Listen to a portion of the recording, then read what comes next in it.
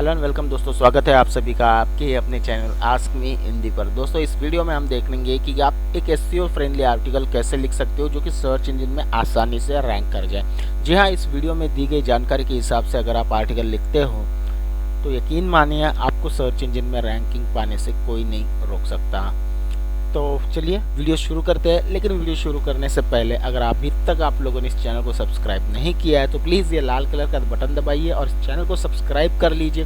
साथ ही bell icon दबा देना ताकि आने वाले वीडियोस की नोटिफिकेशन जो है वो आप तक पहुंचती रहे। तो आर्टिकल राइटिंग में सबसे पहले आता है रिसर्च। ठीक है, रिसर्च के अंदर होता है आपका कीवर्ड रिसर्च, कंटेंट रिसर्च, ठीक है, competition research and topic research. Okay, जिनके ऊपर एक अलग से वीडियो बनाया जाएगा, क्योंकि एक ही वीडियो में अगर मैं बताने जाऊंगा तो वीडियो बहुत बड़ा हो जाएगा, इसलिए आपका समय बर्बाद ना हो इसीलिए उन्हें अलग से बनाया जाएगा। तब तक आप ये वीडियो एंजॉय कीजिए, क्योंकि इसके अंदर आपको बताऊंगा कि किस तरह से आप एक टोटली एसईओ फ्रेंडली आर्टिकल लिख सकते हो जो सर्च इंजन में रैंक कर जाए। ओके, तो चलिए देखते हैं कि किस तरह से आप एसईओ फ्रेंडली आर्टिकल लिख सकते हो और एसईओ फ्रेंडली की लिखने के लिए क्या क्या चीज़ें ज़रूरी होती है, तो उसकी चेकलिस्ट एक बार देख लेते हैं। ओके, तो सबसे पहले अगर देखें तो optimisation is the must part, क्योंकि आपको अपना आर्टिकल जो है वो एसईओ के हिसाब से ऑप्टिमाइज करना होता है, उसी के लिए हम इसे ऑप्टिमाइजेशन ऑफ आर्टिकल कहते हैं। ओके, तो ऑप्टिमाइजेशन के अंदर आता है आपका title, permalink, search description, starting point, ending point, okay, article का, और keyword placement, alt tags, multimedia files के लिए, हेडिंग्स और सब हेडिंग्स, और last but not in the list internal और एक्सटर्नल लिंकिंग। ओके, तो सबसे पहले समझते हैं हम कि टाइटल टैग को क्या आप किस तरह से ऑप्टिमाइज कर सकते हो। ओके,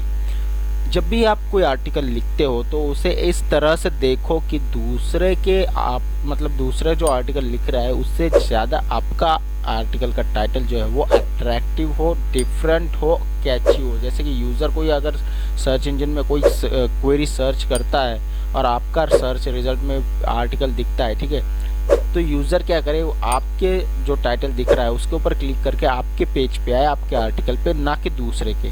ओके, तो इसके लिए आपको आर्टिकल को थोड़ा डिफरेंट कीवर्ड के साथ लिखना होता है, थोड़ा डिफरेंट वे से सोच के। ओके, फोकस कीवर्ड और सपोर्टिंग कीवर्ड के साथ। अब आप यहाँ पे देख पा रहे होंगे कि यहाँ पे लिखा हुआ है how to write articles that actually ranks higher. यहाँ पे मैं डायरेक्टली भी लिख सकता था कि how to write SEO friendly article, पर मैंने नहीं लिखा। क्योंकि अगर मैं वही लिखता जो दूसरे लिख चुके हैं तो ये पॉसिबल तो नहीं है कि मेरा भी आर्टिकल जो है वो रैंकिंग के हिसाब से अपनी रैंकिंग के हिसाब से ट्रैफिक जनरेट कर पाए, क्योंकि वहाँ पे बहुत सारे पहले से ही पड़े हुए हैं। तो उसके लिए मैं थोड़ा सा डिफरेंट सोचता हूँ और आर्टिकल का टाइटल बनाता हूँ। अब कोई अगर इस आर्टिकल के टाइटल को सर्च इंजन में के क्वेरी में सर्च करके देखेगा तो चांसेस बढ़ जाते हैं कि उस पर क्लिक करे। तो सेकंड पॉइंट पे आते हैं जो है परमालिंक। तो जैसे कि आप देख पा रहे हो, परमालिंक कभी भी आपको आर्टिकल की जो भी आप यूआरएल बनाओ उसे ज़्यादा बड़ा मत रखो। ओके, उसकी लेंथ हमेशा शॉर्ट रखो। जो इम्पोर्टेंट पॉइंट्स होते हैं, इम्पोर्टेंट कीवर्ड, उन्हीं का उपयोग करके आप अपने परमालिंक को डिज़ाइन करो। ओके, जिसके लिए आप अपने फोकस कीवर्ड के साथ एक सपोर्टिंग कीवर्ड इस्तेमाल कर सकते हो। ओके, यहाँ पे जैसे आप देख पा रहे हो राइटिंग एसईओ फ्रेंडली आर्टिकल्स, यहाँ पे मेरा एसईओ फ्रेंडली आर्टिकल्स जो है वो फोकस कीवर्ड है और राइट जो है वो सपोर्टिंग कीवर्ड हो गया। ठीक है, ये डायरेक्टली मतलब क्राउलर्स इसे आसानी से समझ भी सकते हैं, इंडेक्सिंग होने में भी कोई प्रॉब्लम नहीं आएगी और ना ही किसी और तरह की प्रॉब्लम आएगी। और एक बात ध्यान रखना कि जब भी आप कोई आर्टिकल्स लिखते हो और उसका यूआरएल बनाते हो तो उसके एंड में, ओके, कभी भी 2020, 2020, 21, 23 ऐसा कभी भी मत लिखो। हो सके तो उसमें कोई भी नंबर इस्तेमाल मत करो। ठीक है, क्योंकि जब भी आप नंबर्स का इस्तेमाल करते हो तो उसकी जो रैंकिंग है उतने ही वक्त के लिए, ड्यूरेशन के लिए रहती है, उसके बाद उसकी रैंकिंग ऑटोमेटिकली डाउन होना शुरू हो जाती है। अगर आप फिर से उसकी रैंकिंग को इंक्रीज करना चाहते हो तो आपको पूरी की पूरी मेहनत दोबारा करनी पड़ेगी, अपने यूआरएल को डिलीट करके फिर से नया यूआरएल बनाना पड़ेगा। ओके, इसके लिए आपको अपने यूआरएल में जो है वो नंबर्स कभी भी नहीं ऐड करने हैं, ना ही स्पेशल कैरेक्टर्स, सिंबल्स, ठीक है, किसी भी प्रकार का यूज़ नहीं करना है। तो बढ़ते हैं हमारे नेक्स्ट पॉइंट की तरफ, जो है सर्च डिस्क्रिप्शन। ओके, तो यहाँ पे मैंने एक डेमोन्स्ट्रेशन के लिए सर्च डिस्क्रिप्शन बना के रखा है, तो ये देख लीजिए एक बार।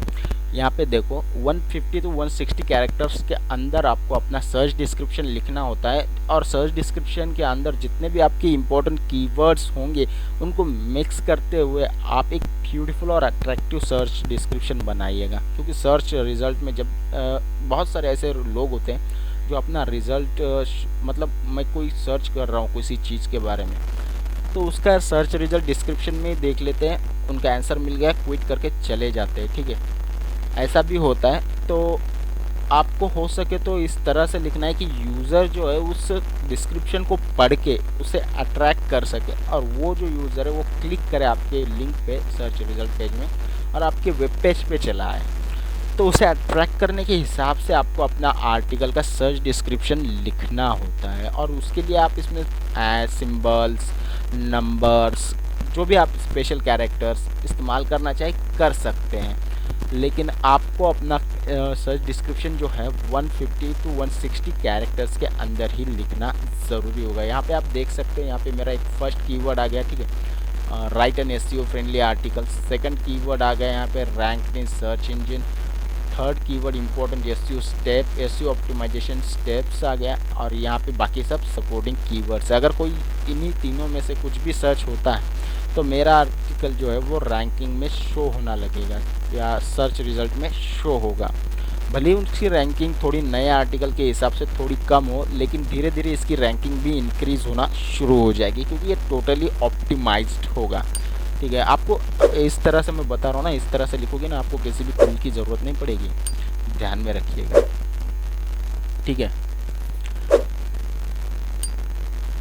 तो बढ़ते नेक्स्ट पॉइंट की तरफ, जो है आपके आर्टिकल का स्टार्टिंग और एंडिंग पॉइंट। ओके, तो इसमें थोड़े से बोनस टिप्स दूंगा, तो इसे एकदम ध्यान से सुनिए। ओके, ठीक है, तो जब भी आप कोई आर्टिकल लिखते हो ना, मान लीजिए मैं आपके आर्टिकल पे आया, ओके, आपका फर्स्ट पैराग्राफ पढ़ूंगा, अगर वो इंटरेस्टिंग नहीं रहा ना तो क्या करूँगा, मैं सीधा ऐसा ऐसा ऐसा करूँगा, जो इम्पोर्टेंट थिंग है वो देखूँगा और चला जाऊँगा। ज़्यादा टाइम वेस्ट ही नहीं करूँगा आपकी ब्लॉग पोस्ट, कुछ भी नहीं करूँगा, टाइम वेस्ट करना ही नहीं है, तो चला जाऊँगा डायरेक्टली दूसरे आर्टिकल पे। लेकिन अगर मेरा आपका जो फर्स्ट पैराग्राफ है वो इंटरेस्टिंग है, थोड़ा सा कैची है, थोड़ा सस्पेंसिव है, कीवर्ड्स के साथ अच्छे से मिक्सअप करके खेल के बनाया हुआ अच्छा सा एक पैराग्राफ है, ठीक है, तो मैं क्या करूँगा, आपका पूरा आर्टिकल अच्छे से पढ़ूँगा। उससे होगा क्या कि आपका जो टाइम होगा, सेशन ड्यूरेशन वो पड़ेगा, और जिससे आपकी रैंकिंग को इंक्रीज़ होने के लिए हेल्प मिलती है। ओके, तो यहाँ पे आपको आपका आर्टिकल जो है ना, इसमें डायरेक्टली हेलो दोस्तों मैं आपको ये बताऊँगा वो बताऊँगा वो नहीं लिखना है। जो फर्स्ट पैराग्राफ होता है ना, वो आपका टाइटल का डिस्क्रिप्शन होता है। इसमें आपको बताना होता है कि आप अपने आर्टिकल में क्या बता रहे हो या क्या एक्सप्लेन कर रहे हो। तो उसी के लिए आप यहाँ पे देख पा रहे होंगे ना, how to write articles that actually ranks higher. उसके हिसाब से मैंने यहाँ पे लिखा है, writing an article can be much easier than making it SEO friendly. Okay, अगर कोई भी इसे पढ़ेगा ना तो उसका माइंड सेट हो जाएगा कि इस आर्टिकल में कुछ ना कुछ ऐसा है जो मेरी मदद कर सकता है एक आर्टिकल लिखने में। वो पूरा आर्टिकल पढ़ेगा, ठीक है, और नीचे जैसे जैसे आओगे ना, वो थोड़ा थोड़ा सस्पेंस क्रिएट करता जाएगा आर्टिकल, यहाँ पे देख पाओगे। It's totally depends on your SEO writing knowledge. Today we are talking या taking you through the best of our SEO writing knowledge, so you can learn how to write SEO friendly articles for your blog and for the website you own. तो उसके नीचे जैसे ही आता हूँ मैं second paragraph पे, आप देख पा रहे हो, first of all you have to know okay that why and for whom you are writing an article। यहाँ पे डायरेक्टली मैंने एक्सप्लेन कर दिया कि सबसे पहले आपको पता होना चाहिए कि आप किसके लिए और क्यों आर्टिकल लिख रहे हैं, उसके बिना हो ही नहीं सकता। तो यहाँ पे पूरी तरह से एक्सप्लेन कर रहा हूँ। उसी तरह आपको भी अपने आर्टिकल के फर्स्ट पैराग्राफ को डिटेल में एक्सप्लेन करना है। भले ही छोटा लिखो लेकिन डिटेल में लिखो, ठीक है, ये आपका टाइटल का डिस्क्रिप्शन होता है और इसके अंदर आपको आपका फोकस कीवर्ड, दूसरे एक दो कीवर्ड्स मिक्स करते हुए ही लिखना होता है। जैसे यहाँ पे मेरा एसईओ फ्रेंडली एक कीवर्ड हो गया, एसईओ राइटिंग नॉलेज एक हो गया और how to write SEO friendly articles हो गया। यहाँ पे मेरा एसईओ फ्रेंडली आर्टिकल्स जो है वो फोकस कीवर्ड होगा, ठीक है, या फिर हाउ टू राइट आर्टिकल्स, ये मेरा फोकस कीवर्ड होगा।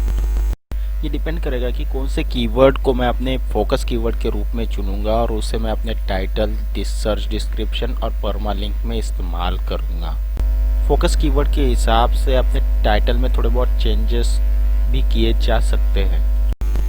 तो यहाँ पे कीवर्ड्स और सबका इस्तेमाल करते हुए थोड़ा सा अट्रैक्टिव और सस्पेंस से भरा, ज़्यादा सस्पेंस नहीं रखना है आपको, थोड़ा सा सस्पेंस रखना है ताकि वो क्या करे, यहाँ से शुरू करे फर्स्ट लाइन से तो यहाँ पे जाकर ही ख़त्म करे, एंड में थोड़ा सा सस्पेंस, थोड़ा सा अट्रैक्टिव। और उसके लिए आप इमेजेस का भी इस्तेमाल कर सकते हो, आपकी खुद की बनाई हुई इमेजेस फोटोशॉप से, मोबाइल ऐप्स में भी आती है ऐसे बहुत सारे एनिमेशंस वाले इमेजेस, उनको इस्तेमाल करते हुए आप फोटो बना सकते हो। बहुत ब्यूटीफुल लगता है, बहुत अच्छे से एक्सप्लेन कर पाएगा आपका आर्टिकल उन इमेजेस से, उनका इस्तेमाल करोगे तो ग्राफिक्स से भरी हुई इमेजेस से।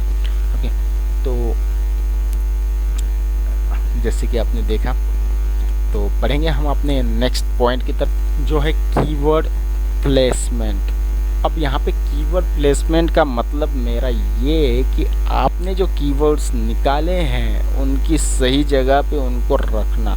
तो सबसे पहला अगर आपको बताऊं तो आपके कीवर्ड जो है वो नेचुरली फिक्स होने चाहिए हर जगह पे। ओके, जहाँ भी आप डालना चाहो उन्हें ऐसा फोर्सली फिक्स नहीं करना चाहिए।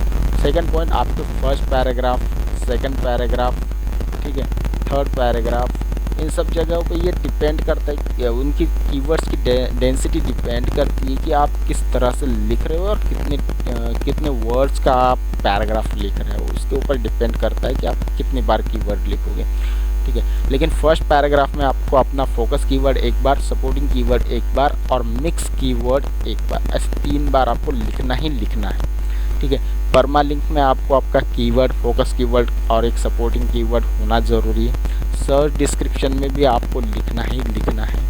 और तो और हेडिंग्स और सब हेडिंग्स का जब आप इस्तेमाल करते हो ना, उसके अंदर भी आपको आपका फोकस कीवर्ड लिखना ही लिखना है, जिससे आपका आर्टिकल जो है सर्च इंजन में रैंकिंग पोजीशन ग्रैब करने या हासिल करने लायक बनेगा।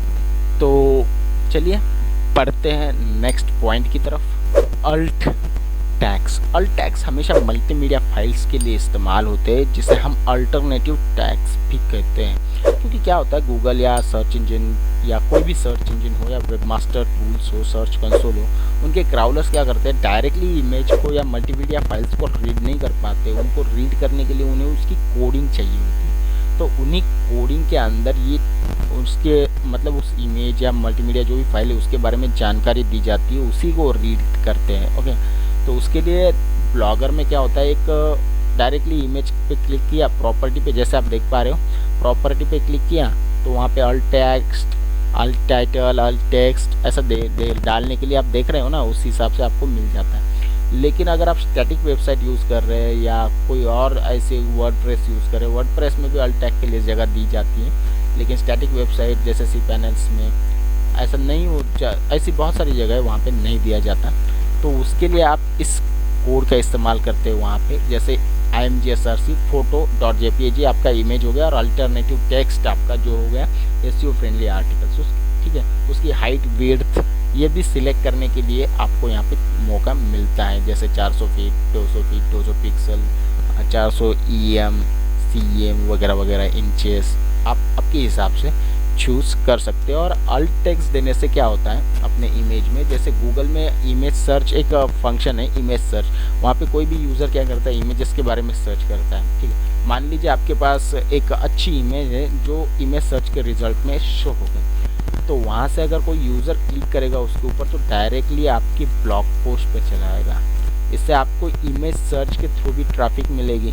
तो आपको आपके आर्टिकल के लिए इमेज ट्रैफिक से भी मतलब इमेज सर्च से जो ट्रैफिक आती है वो भी मिलेगी, और दूसरा जो सर्च क्वेरी होगी उसके थ्रू भी, इससे दोनों तरफ से फ़ायदा होगा। तो आपको आपके इमेजेस को अच्छे से ऑप्टिमाइज करने के लिए आपको क्या करना होता है, उसे अल्ट टैग्स देने होते हैं, उसको साइज थोड़ा अच्छे से मेंटेन करना होता है, उसे थोड़ा अट्रैक्टिव बनाना होता है, कैचिंग। मगर कोई देखेगा तो उस इमेज को देखना उसका दिल करेगा यार क्या है आके इस इमेज में दिखने के लिए, इस तरह से बनाना ज़रूरी होता है।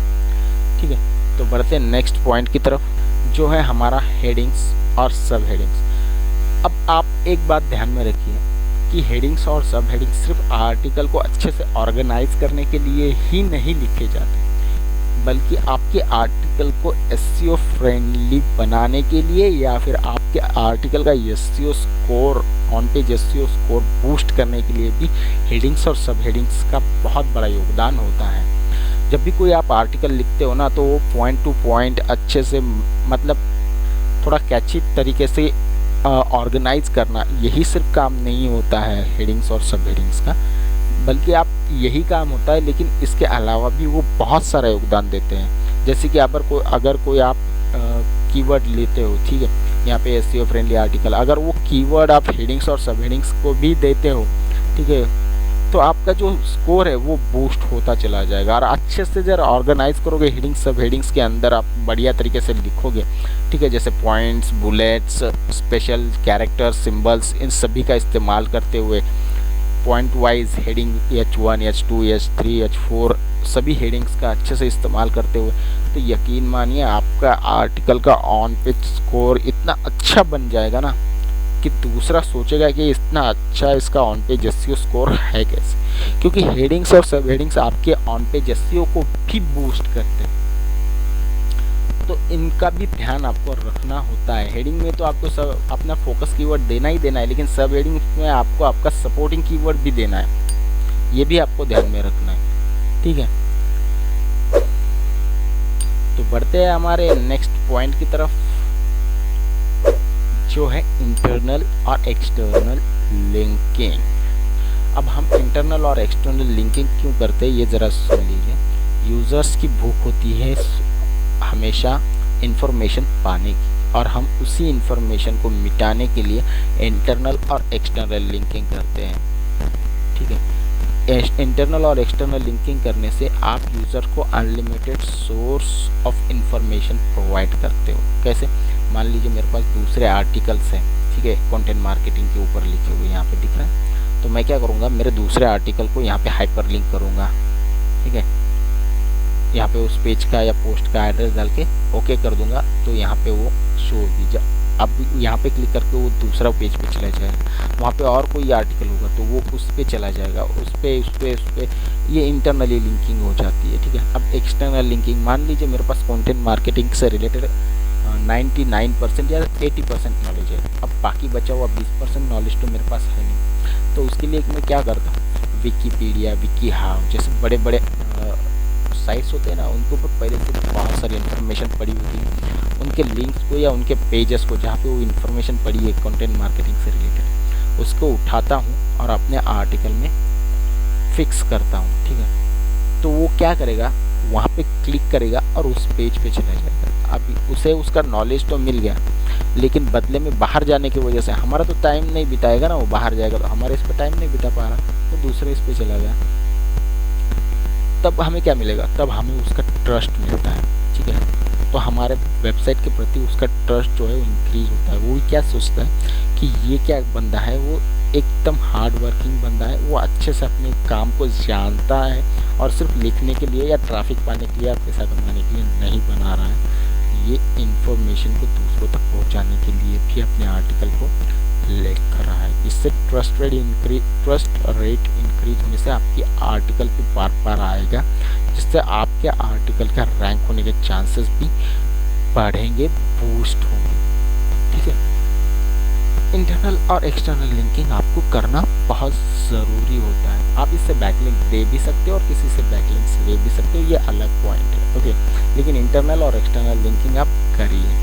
लास्ट में एक बोनस टिप, अगर आप चाहते हैं कि आपका आर्टिकल गूगल के फीचर स्निपेट में भी शो हो, तो कम से कम अपने आर्टिकल में एक क्वेश्चन और आंसर ऐड कीजिएगा और अपने आर्टिकल को पूरा हेडिंग से हेडिंग वाइज अच्छे से ऑर्गेनाइज करके लिखना ज़रूरी होगा।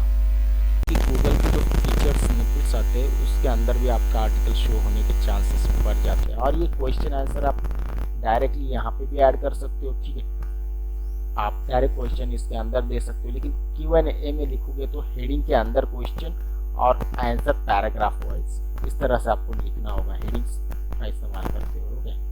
हेडिंग के अंदर आपका क्वेश्चन होगा और उसके अंदर आपका आंसर होगा। उस तरह से आप लिखोगे ना बहुत बढ़िया होगा, आपका ऑन पेज स्कोर बहुत बढ़िया बन जाएगा और सर्च इंजन में रैंकिंग भी बढ़ेगी।